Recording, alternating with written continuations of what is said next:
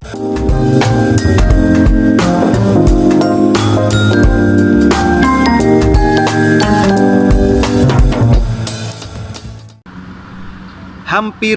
100 video saya rilis, saya buat di tahun 2020. Hampir 100 video dan beragam. Ada video di mana saya berbicara sendiri tentang satu dua hal yang memang saya anggap menarik untuk saya sampaikan dari sudut pandang saya. Lalu ada juga video tentang sebelum COVID melanda ya. Itu saya pernah datang juga di event otomotif sebelum COVID melanda. Lalu saya review juga. Ada di video saya juga, ada di channel saya. Lalu video tentang macam-macam ya, event ada, lalu banyak, semuanya saya rilis di channel Gasa Feder. Di tahun 2020 ini hampir 100 video saya rilis. Yang menjadi kegembiraan bagi saya adalah ketika saya bertemu dengan orang dan melakukan wawancara langsung. Tapi ketika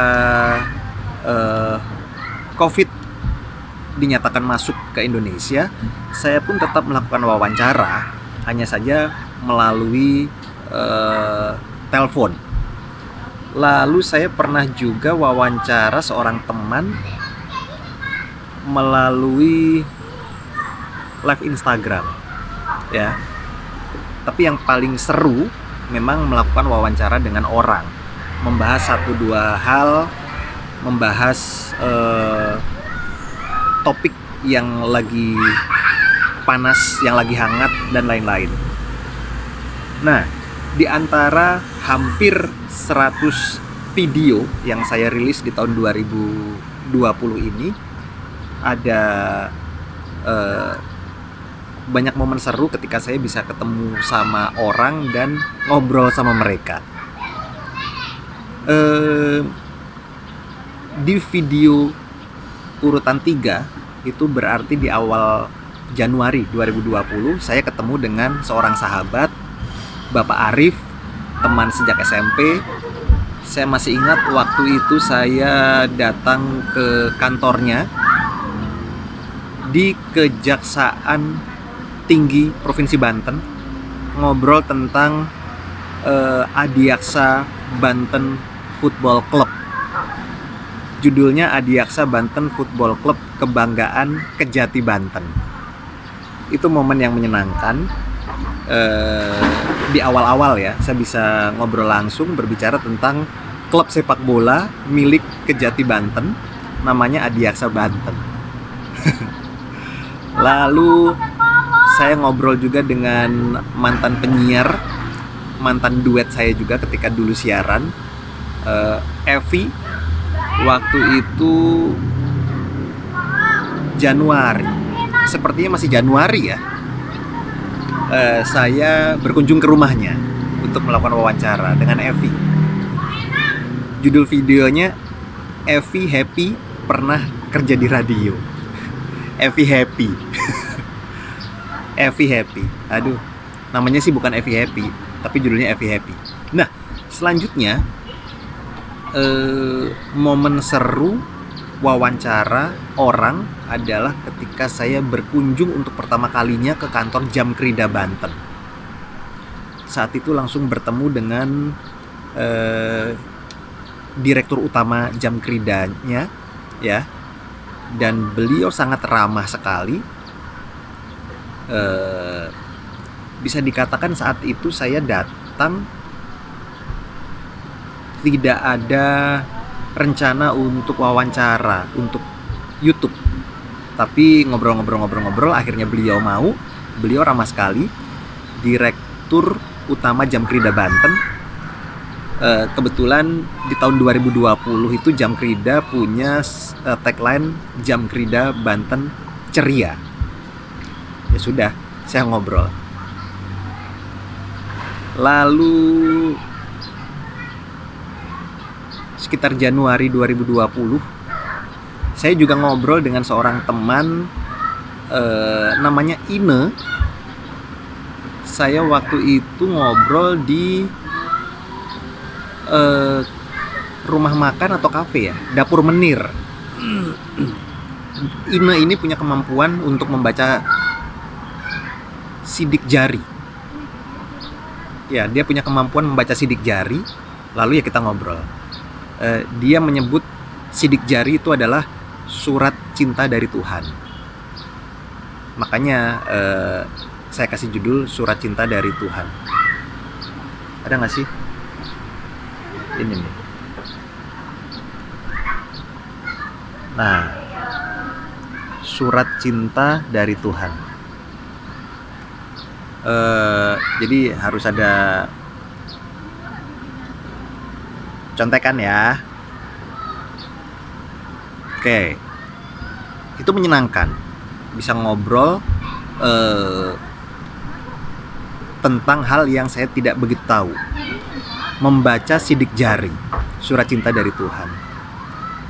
Lalu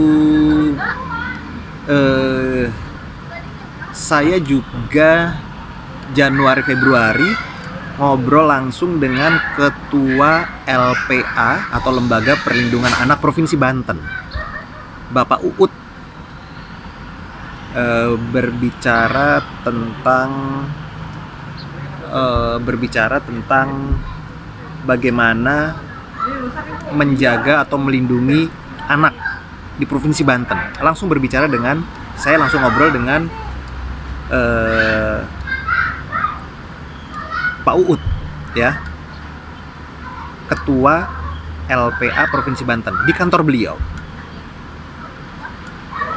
Di awal tahun 2020 saya juga ngobrol dengan BMKG Provinsi Banten terkait dengan prediksi cuaca.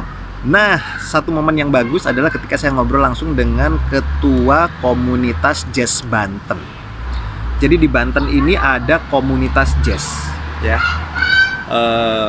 Komunitas jazz, saya ngobrol dengan ketuanya, Cak Wo atau Mas Pur. Itu juga jadi momen yang seru. Saya datang ke rumahnya, kita ngobrol di teras. Mantap. Komunitas Jazz Banten. Lalu ngobrol juga dengan pihak Dinas Kearsipan dan Perpustakaan Provinsi Banten. Ini seru karena secara tidak sengaja saya ketemu mobil perpustakaan keliling saat itu, ya, bertemu dengan mobil perpustakaan keliling.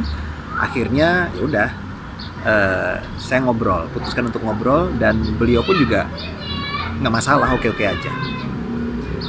Next, terus ada lagi ngobrol dengan Dinas Ketahanan Pangan, ya. Terus ngobrol juga dengan beberapa kawan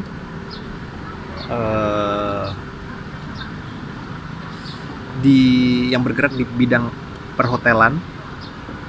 Jadi baik itu general manager ataupun karyawannya.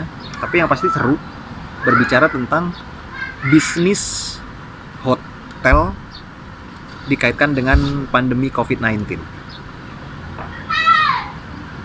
Selanjutnya banyak momen seru. Jadi harus saya ingat-ingat, harus ada contekan, ya.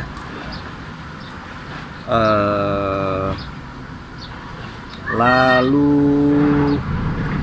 yang saya suka, saya pernah juga ngobrol dengan Ibu Maya.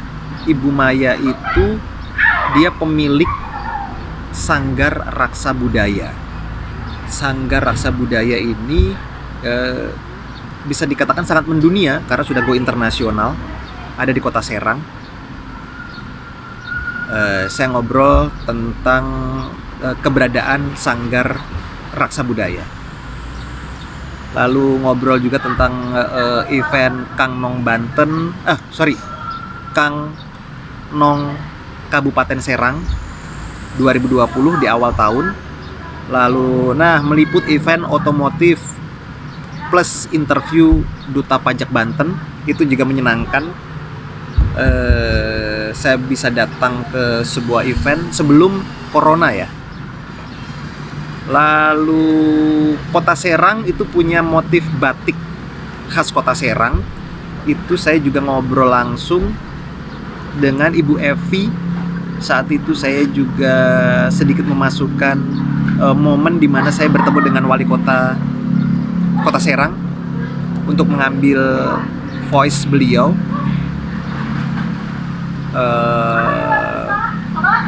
Lalu membahas tentang work from home, ada video tentang itu juga. Lalu saya bahas juga ketika grup musik favorit saya Pearl Jam mengeluarkan album baru. Lalu saya punya seorang teman, dia dokter di Bekasi. Saya ngobrol dengan beliau tentang bagaimana tenaga medis berjuang terkait menolong orang yang terkena COVID. Masih terkait dengan penanganan COVID, saya juga ngobrol dengan Kepala Dinas Kesehatan Kota Serang saat itu, ada di video saya. Lalu ngobrol juga dengan Ibu Siti Maninina, ada aplikasi di Banten ini namanya Si Jelita, Si Manis ya. Lalu saya ngobrol juga dengan marketing perempuan. Jadi ada marketing perempuan, saya ngobrol, dan masih banyak lagi yang lainnya. Ketika Glenn Fredly meninggal dunia, saya juga menyampaikan isi pikiran saya karena saya punya kenangan tersendiri dengan Glenn Fredly. Bertemu langsung dan melakukan wawancara langsung dengan Glenn Fredly. Ya, saya ngobrol juga dengan marketing perempuan, khususnya di dunia radio ya, karena marketing bisa cowok, bisa perempuan. Marketing perempuan, ketika itu momennya memaknai Hari Kartini. Keseruan lainnya juga ketika saya ngobrol dengan Ketua e-sport Provinsi Banten, itu juga seru. Lalu saya bicara juga dengan Mas Amrullah. Seingat saya, beliau adalah Ketua Jaringan Radio Komunitas di Banten. Berbicara tentang keberadaan radio komunitas di Provinsi Banten. Lalu ada video-video Gadun FM, saya duet dengan Doni Inzaghi. Lalu saya pernah bikin video Indonesia Terserah. Saat itu ya, Indonesia Terserah. Lalu ngobrol dengan Asih Kurnianingsih terkait wedding organizer, Asyara Wedding. Ngobrol juga, ada beberapa obrolan saya dengan beberapa teman, yang satu di Bandung, yang satu di Tangerang lewat live Instagram. Nah, satu yang tidak kalah mengesankan adalah ketika saya ngobrol dengan Kepala Balai Besar POM di Serang, Bapak Sukriyadi Dharma. Saat itu saya ngobrol di kantor beliau, di ruangan kerja beliau. Dan seingat saya,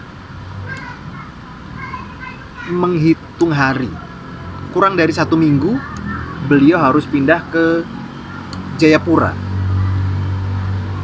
Jadi itu adalah obrolan yang menyenangkan momen terakhir saya bisa bertemu langsung dengan beliau, karena setelah saya wawancara beliau beberapa hari kemudian beliau harus terbang ke Jayapura karena pindah tugas di sana. Sosok yang luar biasa. Kalau saya mau ketemu langsung ya artinya saya harus menyusul beliau ke Jayapura ya. Lalu obrolan-obrolan lainnya, saya ngobrol dengan beberapa mantan penyiar radio. Lalu saya ngobrol juga dengan penari pria di Provinsi Banten. Kalau penari kan identik dengan perempuan. Nah, ini saya ngobrol dengan penari tapi pria. Lalu saya ngobrol juga dengan pemilik batik Banten. Itu juga luar biasa, menyenangkan. Saya bisa berkunjung ke batik Banten. Lalu saya bisa ngobrol, bertemu dengan pemilik batik Banten ya. Ini sinyalnya tidak begitu bagus, jadi saya tidak bisa nyontek lagi ya, karena tadi yang saya katakan bahwa di tahun 2020, walaupun Anda tahu tahunnya seperti itu ya, unik-unik gimana gitu, tapi saya bisa merilis video di YouTube